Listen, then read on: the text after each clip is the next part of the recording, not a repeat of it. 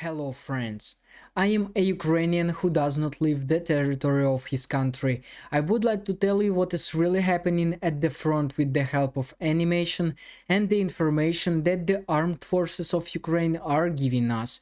Please support my work by liking it and also believe in our victory. There are no changes in the Belomoskovsky, Siversky and Belgorod sections. In the Svatovo sector, fighting continues south of Masyutivka, near Novoselivske and in Serebrensky forestry. In the Bakhmut sector, fighting continues north and west of Klishivka. The defense forces had partial success near Orikhovo-Vasilievka. Ukrainian troops half encircled Bakhmut. South of Bakhmut, the Russians are retreating. The commander of the land forces of the Ukrainian Armed Forces, Oleksandr Syrsky, said that all conditions have been created to recapture Bakhmut, but with losses 10 times less. In general, the location of Russian troops on the Eastern Front currently resembles a bay that is concentrated in Bakhmut, and they are in such a semi-encirclement. This simply cannot be ignored, but it is not known how long it will take. According to Syrsky, every day the Ukrainian army advanced by 0.5 to 1 kilometers. Russia has an advantage in numbers, ammunition, artillery, and air power. The Ukrainian military can respond with one shot to 7 or 8 Russian shots. Success is achieved mainly through maneuvers, flanking, circling, covering, and reaching the rear. About 160,000 Russian troops are in the east. Ukraine would like to get very quick results, but in reality it is almost impossible because of minefields and other defensive barriers.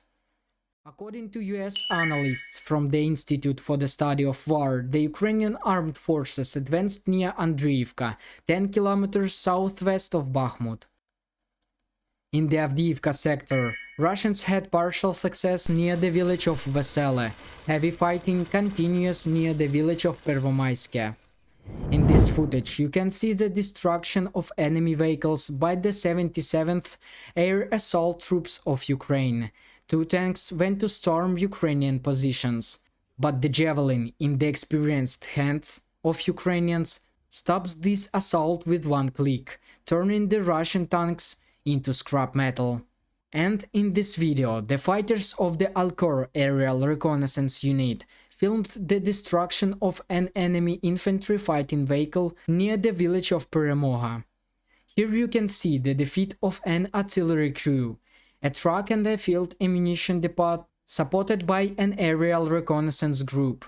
In the Berdyansk sector, the enemy fanatically continues to hold Staromayorsk and combat actions continue.